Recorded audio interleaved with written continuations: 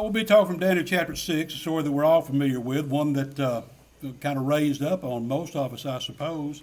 And it's a lesson that I particularly enjoy. It's one I did about 15 years ago. One of the things that tickled me about this lesson when I did it a long time back, I've got a grandson, and he was probably about 5 or 6 years old then. And after I did the lesson and come back home and we talked about things, he got up on my knee and we talked about this one just a little bit. I said, "What do you remember, Jordan, from the lesson?" And you know, he was 6 years old maybe. He recited back every point. You know, it's a wonderful thing, you young guys, that you listen and you pay attention, and sometimes you surprise us all when you're y'all's age, how well you do listen, how well you do pay attention. And so I'd encourage you to keep that up. But anyway, the faith of Daniel has been an inspiration to God's people, young and old. Certainly he exemplifies a passage that is a theme of this gospel meeting, where it says in 1 Corinthians 16 and 13, "Watch ye, stand fast in the faith, quit you like men, be strong." By the time we get to Daniel's 6th chapter and see the events that unfold there, he's lived a lifetime in Babylon among the Chaldeans. He was between 15 and 20 years old when he came there. But he never lost his commitment to God in a strange land. Daniel purposed in his heart that he still served God while he was there. It didn't make any difference where he was. Even when he was young, Daniel 1 and 8, it says, "But Daniel purposed in his heart that he would not defile himself with a portion of the king's meat." Chapter 2, you can read how he interpreted the dreams of Nebuchadnezzar. Chapter 3, we see the character of Meshach, Shadrach, and Abednego, his contemporaries, and the things that they did, even in service to their God, even to the point of the fiery furnace. Chapter 4, Daniel interprets the second dream of Nebuchadnezzar. Chapter 5, he interpreted the handwriting on the wall. These events kind of chronicle and give a biography of the things that happened while Daniel and these others were in captivity and they had their influence. Daniel 2 and 47, it says, "The king answered unto Daniel and said, Of a truth, it is that your God is a God of gods and a Lord of kings." Daniel 3 and 28, it said, "Then Nebuchadnezzar spoke and said, Blessed be the God of Shadrach, Meshach, and Abednego, who has sent his angel and delivered his servants that trusted in him." Daniel 4 and 37, he says, "Now I, Nebuchadnezzar, praise and extol and honor the King of heaven, all whose works are truth." These men glorified God in a foreign land and among strangers. Let's go to chapter 6. We're going to spend most of our time there. It reads there, and we're going to read the first 3 verses. "It pleased Darius to set over the kingdom 120 princes, which should be over the whole kingdom. And over these 3 presidents, of whom Daniel was first, that the princes might give account unto them, and the king should have no damage. Then this Daniel was preferred above the presidents and princes, because an excellent spirit was in him. And the king thought to set him over the whole realm." Well, we know that Daniel's been successful over his period of time. He's appointed one of 3 governors over the kingdom. Babylon, Nebuchadnezzar, his grandson, have recently been conquered by the Medo-Persian Empire, and Darius is the king. It said something about him in verse 3 I want us to remember. He had an excellent spirit. And that's not the first time it mentions that about Daniel. It says in Daniel 5 and 12, "For as much as an excellent spirit was in him." The fact is, though, Daniel, even in this point of leadership and this crowd of 123, he distinguished himself above the others. He's above the 120. Must have been when Darius come into the land, he started setting up the government and dividing up authority from place to place where it could be ruled and ruled properly. And so he picked out 120 men. And no doubt he'd give them area and he'd give them realm to rule over and take care of. And also there are 3 more, of which Daniel was one. He said, "You're going to be over the 120. So we have the 120, we have the 3, and Daniel's even above the 3. The cream rose to the top. Let's remember as we look at this, though, Daniel here, he's not the young man we read about in chapter 1. He's one that's kind of old now, I guess. He spent a lifetime there, and he's an old man, but once again it started when he was young. He purposed in his heart as a young man that he wouldn't violate the dietary laws of Jehovah God. Verse 8, you can see how that he requested of the prince of the eunuchs that he might not defile himself with those things that would be not of command according to God's law. When the request was refused, he pressed it higher still, and his petition was granted. It says in Daniel 1 and 11, that said Daniel to Melzar, whom the prince of the eunuchs had set over Daniel, Hananiah, Mishael, and Azariah, prove thy servants. I beseech thee 10 days, and let them give us pulse to eat and water to drink. You know, there used to be an old commercial that come on TV that advertised going to Las Vegas, and it was said what happens in Vegas stays in Vegas. That wasn't Daniel. Wherever he was, whatever crowd he found himself in, he found himself as God's person. And so now as an older man, we find him as indeed risen to the head of the pack. When it says in Daniel 6 and 3, this Daniel was preferred above the presidents and princes because an excellent spirit was in him, and the king thought to set him over the whole realm. He's successful. He's risen to the top. He's about as far as he can go as far as the world is concerned, but he's envied. It says in Daniel 6 and 4, then the presidents and princes sought to find occasion against Daniel concerning the kingdom, but they could find none occasion nor fault. For as much as he was faithful, neither was any error or fault found in him. Then said these men, we shall not find any occasion against this Daniel, except we find it against him concerning the law of God.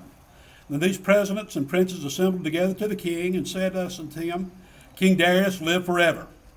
All the presidents of the kingdom, the governors and the princes, the counselors and the captains, have consulted together to establish a royal statute, and to make a firm decree, that whosoever shall ask a petition of any god or man for 30 days, save of thee, O king, he shall be cast into the den of lions. Now, O king, establish a decree and sign the writing, that it be not changed according to the law of Medes and Persians, which altereth not. Wherefore King Darius signed the writing and the decree. Do you have any enemies? Do you have anyone whose real sole purpose is to cause you harm and to bring you down? Now, Satan, without a doubt, is our enemy, but can you find just one person that you can say without a shadow of a doubt that wants to do everything they can to harm you and to bring you down and to cause you a fall? Do you have two enemies? Well, maybe if you have got a couple, maybe you're not unique. Do you have 120? Daniel had 122 men, it seems, whose sole purpose was to level him off and to cause him a fall. Could they find anything amiss in Daniel?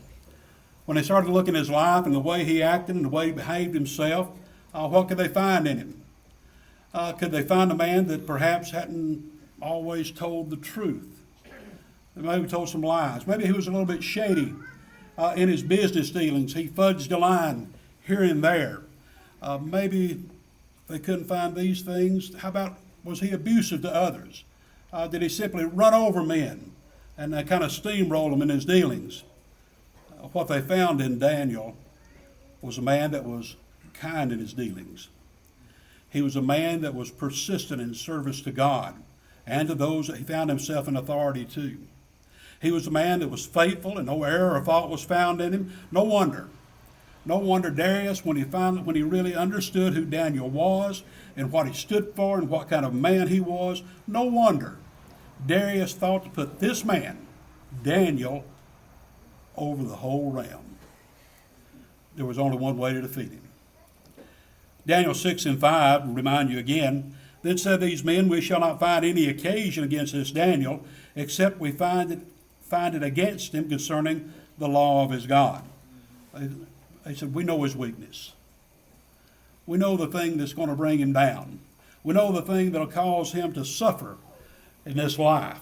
And what they did not understand was that weakness that they perceived was his greatest strength. And so they had a trap for Daniel. What would Daniel do? The king had signed the decree, And it says back there, if you look back in our reading, according to the law of the Medes and the Persians, that law couldn't be changed. They had the idea, the Medes and the Persians, that their king was deity. And so if you went back and changed the law that he had signed, you would be admitting that this man had faults and this man could stumble. And so it says it couldn't be altered. Well, it couldn't be, according to their system. So what would Daniel do? What would we do? What do we see when people get in this kind of situation where things are about to happen? They've got enemies set out before them. What do we call a press conference? People do that now. They huddle up a crowd around them and they tell what great evil has been done to them and the grievance they might have. Complain about unfair and unjust treatment just as high as we can breathe it. Start a movement. How about that? An insurrection. We've seen people do that, right? They try to just overthrow things when they don't agree with it. Take up arms. All of these things are options in our day and time, but that's not what Daniel did. Daniel, the 6th chapter, verse 10, and this is the most incredible verse in the whole chapter to me, as incredible as it is. He says there, "Now when Daniel knew that the writing was signed, he went into his house, and his windows being open, his chamber toward Jerusalem, he kneeled upon his knees 3 times a day and prayed and gave thanks before his God as he did aforetime." You know what he did? He did what he did yesterday. He did what he did last year. The decree that had been signed against him, the plot that had been hatched against him, didn't change Daniel, not one little bit. He did what he always did. Well, you know what? They caught him. They caught him. Daniel 6:11, "And these men assembled and found Daniel praying and making supplication before his God." Do you think they were surprised? Do you think they were shocked? I'll tell you, I believe Daniel did just exactly what they thought he would do. He fulfilled their expectations to the T. Daniel didn't let them down. Daniel didn't disappoint. He did exactly what they thought he would do. How about us? Should there be expectations of God's people? I firmly believe the world has a right to expect of us to be a different people. How we handle adversity matters. The world should expect us to handle that not like they do, but with confidence in our God. Have we purpose in our hearts to live righteously in a wicked world? We should have expectations of right living for God's people. We should make the room better when we walk into it. God's people should make a difference wherever they are. In the workplace, in school, in the home, it should be better, brothers and sisters, because I'm there, because you're there, because a Christian walked into the room. It should absolutely be a better place. And they should expect that of us. We should not let them down. Daniel didn't let them down. He did just exactly what they were expecting to do. He did not disappoint these 122 men that found him praying to God as they knew that he would. They knew he would do that. Well, what happened? We know he's thrown into the lion's den. Yet, when we go on and read just a little bit, we see that there's another man that thinks a little bit differently from this 122. And that's the king. It says in verse 16 and 17, "Then the king commanded, they brought Daniel and cast him into the den of lions. Now the king spake and said unto Daniel, Thy God, whom thou servest continually, he will deliver thee. And a stone was brought and laid upon the mouth of the den. And the king sealed it with his own signet and with the signet of his lords, that the purpose might not be changed concerning Daniel." Remember the law of the Medes and Persians? It can't be changed. Daniel's broke the law. And look at the king's hope. He said unto Daniel, "Thy God, whom thou servest continually, he will deliver thee." Were these just idle words that the kings had?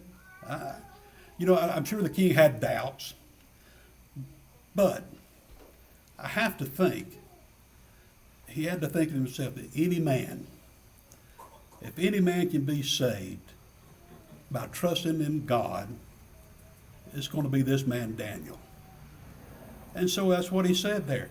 Would he have had such hope if Daniel was sporadic in his service to God, if he was inconsistent in his dealings, if he was untrustworthy? What if he was unfaithful? What if he was immoral? He wouldn't have had the same hope. So brothers and sisters, if the world sees in us things that are inconsistent, untrustworthy, unfaithful, immoral, make sure that we all know they're not going to have expectations of us like they had of Daniel.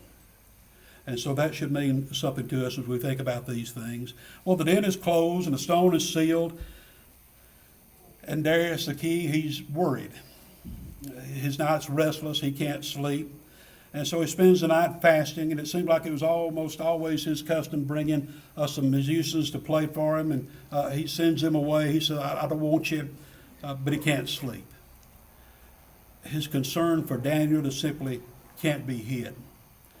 He gets up early in the morning, he runs in haste to the den, and he's crying to Daniel in a lamenting voice. It says in the King James Version, Daniel, O Daniel, servant of the living God, is our God whom thou, once again, look here, same phrase he used before, whom thou servest continually, able to deliver thee from the lions. The king gave Daniel great tribute here. He calls him the greatest thing perhaps you can call anyone, a servant of the living God. And that's twice he's done that. That's twice he's done that. Servant of the living God. And he says, whom thou servest continually. Darius knew who Daniel served. He worked for him. Sure enough. He worked for him and he appreciated the job. But God was the one that he served.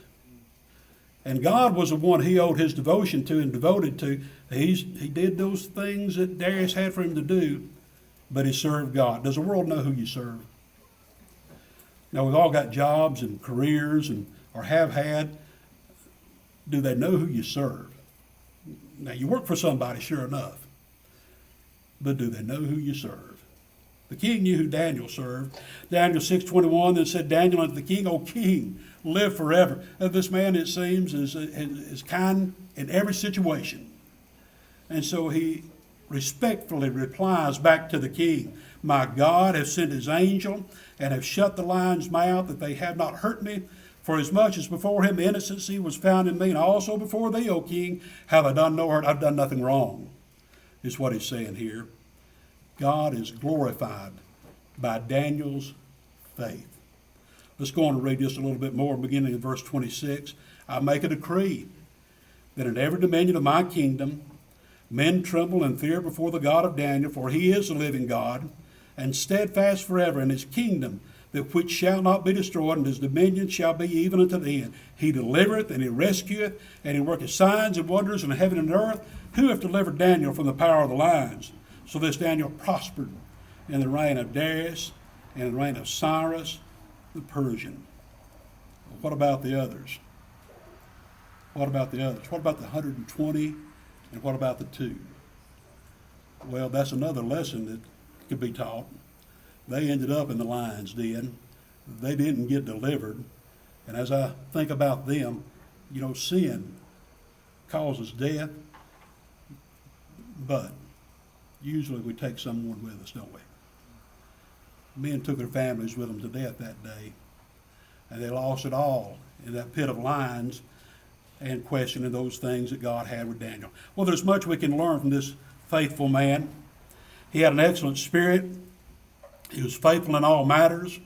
He was committed to prayer throughout his life. He was willing to obey God rather than men.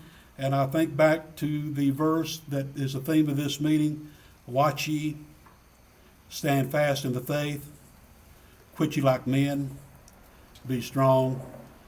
Daniel just fills this verse up.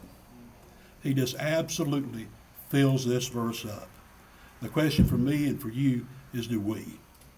Do we fill it up? We should absolutely do that and make a difference in our lives for our brothers and for our sisters and for this world, and serve our God as Daniel did. That's our lesson. I hope it's been of benefit to you.